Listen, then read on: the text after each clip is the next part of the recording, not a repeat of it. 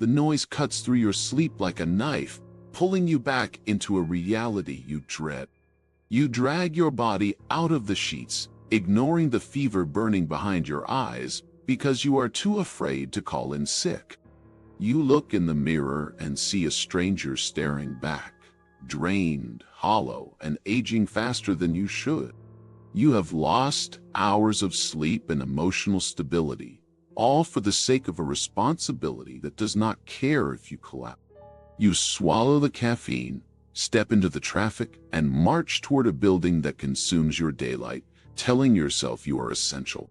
But deep down, as you pass through the doors, you feel the invisible metal bars closing in around you. You are trapped in a cycle where you are not a member of a family, but a resource being burned for fuel. The question you must ask yourself is, what happens the day your health finally breaks and you become a burden to their budget? The most effective trap in modern work culture is not the salary, but the vocabulary they force into your brain to keep you compliant. They intentionally replaced honest titles like employee with soft, deceptive terms like associate or partner to hide the reality of the hierarchy. Worst of all, they rebranded a group of strangers working for profit as a family to hack your biological instinct for loyalty and belonging. They do this because they know that if you feel like you are among kin, you will sacrifice yourself without asking for overtime pay, driven by an emotional debt that does not actually exist. However, there is a brutal difference between a true family and a corporation. A family cares for you unconditionally, while a company values you strictly on condition. Your worth to them is mathematically tied to your performance metrics and your cost on the ledger. A real family rallies around you when you fall ill, but this family views your sickness as a liability, an error in the system that reduces efficiency. The moment you stop being profitable, or worse, when you become an unexpected expense due to a health crisis, the love evaporates, and you are left facing the silence of an entity that never actually cared. This is a calculated emotional strategy designed to extract disproportionate effort from you without financial compensation. The first step to reclaiming your mental strength is to strip away the sentimental language and call this what it is, a commercial entity. It is a machine built to generate revenue, not a home built to nurture your soul. When you finally see it as a cold exchange of services for currency, you break the spell, and the guilt you feel for setting boundaries dissolves into thin air. You tell yourself that you are a free agent, that no one is holding a weapon to your head, forcing you to stay in this toxic environment. But the truth is, you have methodically constructed your own cage, bar by bar, through years of financial decisions that looked like success, but were actually traps. You signed the papers for the bigger mortgage, you leased the luxury car to impress people you don't like, and you inflated your lifestyle until it perfectly matched your paycheck. These possessions are not rewards, they are the heavy chains that tie you securely to the source of your daily stress. You have created a set of economic shackles that make you tolerate the intolerable, convincing yourself that you need this specific job to survive. You stare at your bank statement in panic, realizing you have no margin for error, which forces you to swallow your dignity and accept abuse. You are not working to build a future anymore. You are digging a hole just to stay standing in the same place. This self-imposed pressure turns you into a coward who is terrified of losing a paycheck, even if earning it is slowly killing your spirit. True discipline is not merely the ability to work hard or endure suffering. It is the wisdom to design a life where you are not a slave to your own consumption. Real power is having the financial freedom to look your boss in the eye and walk away the moment a line is crossed without fear of homelessness. You must learn to lower your expenses to raise your freedom, breaking the dependency that keeps you docile. When you owe nothing to the bank, you owe nothing to the corporation. And that is the only way to reclaim your sovereignty. Let's talk about the silence that fills the room right before a mass layoff. When the order comes down from the top to optimize resources, the algorithm does not just look for the lazy or the incompetent, it hunts for the expensive. Who do they circle in red ink first? It is often the person who has become a burden to the corporate insurance policy. If you have a chronic medical condition that requires consistent treatment, or if your stress has manifested into physical symptoms, you are instantly flagged as a red line on a spreadsheet. I have watched loyal soldiers who gave decades of their lives to a brand be escorted out by security simply because their body finally broke down under the pressure. The same company that applauded you for working through a fever is the exact same entity that will terminate you because that fever turned into a chronic autoimmune disorder. You are now a liability, a broken cog that costs more to maintain than to replace. They do not see your years of sacrifice. They only see a rising premium in their health plan and a decrease in quarterly output. Are you caring for a dying parent or a sick child at home? In their eyes, you are distracted, unreliable, and an economic risk to the team's velocity. While you are drowning in personal tragedy, they are calculating the lost productivity hours. This is the cold reality of the ledger.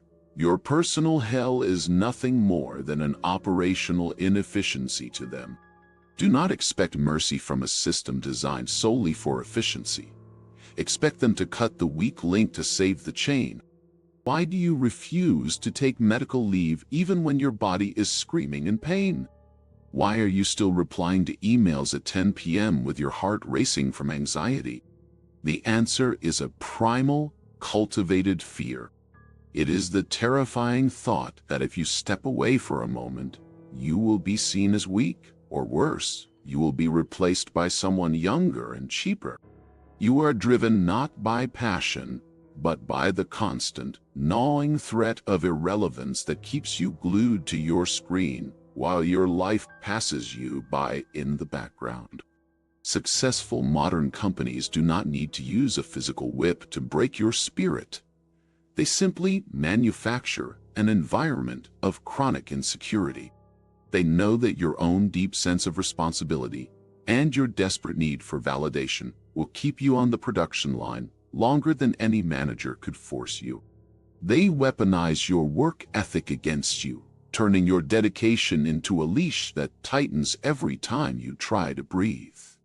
They want you to believe that resting is a crime against the company.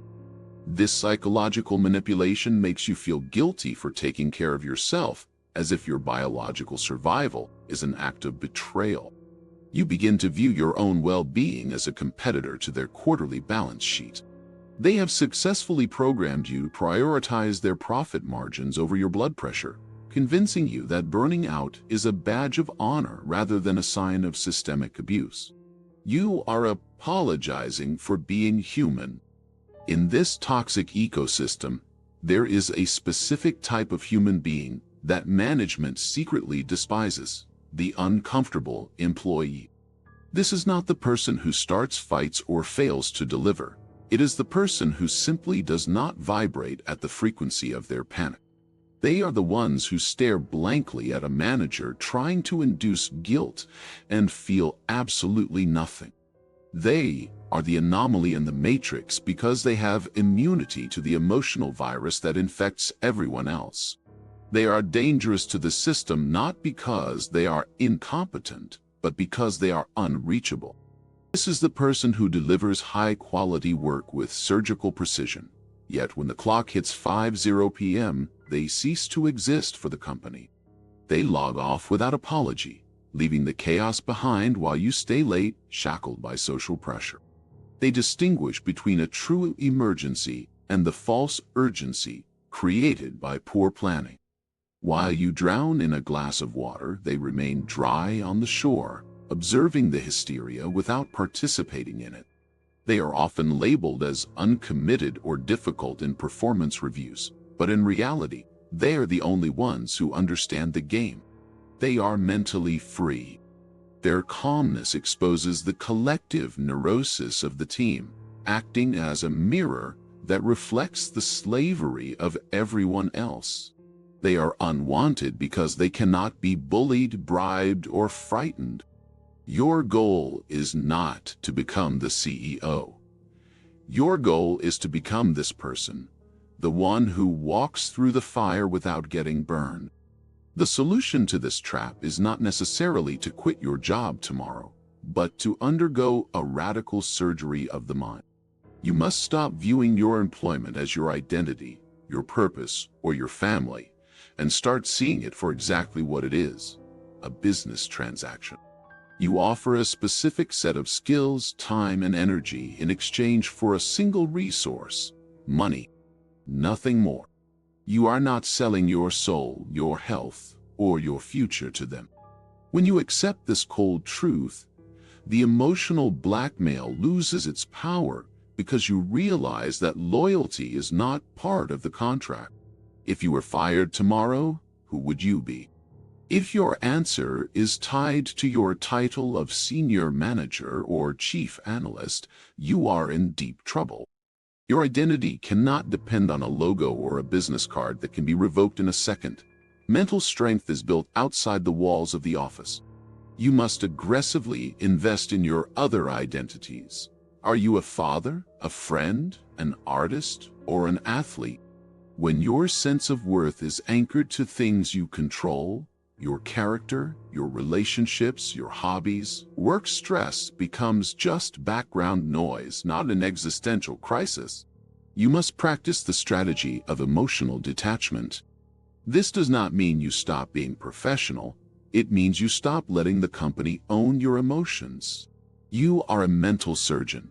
You walk in, you operate with precision, and you leave without taking the disease home with you. If a project fails due to management's incompetence, you do not internalize the chaos. You observe it. This distance gives you a clarity that the passionate and burned-out employees have lost, allowing you to survive while they drown. The system has spent years training you to measure your success using vanity metrics: the title on your email signature, the size of your office, and the meager percentage of your annual raise. But I propose you destroy that scale and measure your life using a different metric. Calculate your success by the number of hours of deep, uninterrupted sleep you get each night. Measure it by the number of dinners you share with your family without glancing at your phone, and by the stability of your blood pressure on a Sunday evening. What is the utility of earning 10% more if the cost of living is your sanity? True wealth is not a number in a bank account. It is having absolute control over your time and the physical energy to enjoy it. I want you to vividly visualize the day you get fired, because that day will inevitably come, whether by budget cuts, restructuring, or your own retirement. On that specific afternoon, the company will collect your hardware, wish you luck with a generic script, and post an ad for your replacement before you even reach the parking lot. The family will continue having lunch without you, and the machinery will keep turning without a glitch. The only person who will be left holding the heavy bag of consequences for all your missed birthdays, delayed vacations, and chronic stress is you. So, starting today, work with that image burned into your retina. Give your job exactly what is fair, but reserve your life strictly for yourself. Blind loyalty to a corporation is not a virtue. It is a strategic error that will leave you bankrupt in the only currency that matters: your time. You have been sold the dangerous lie that your value as a human being is determined by how much suffering you can endure for the profit of others. But the truth is that your value is defined by the boundaries you have the courage to defend. Your job is merely the fuel that powers your life. It is not the destination.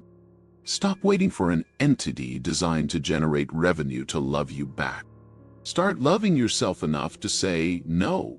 Stop being a compliant collaborator and finally start being a free man.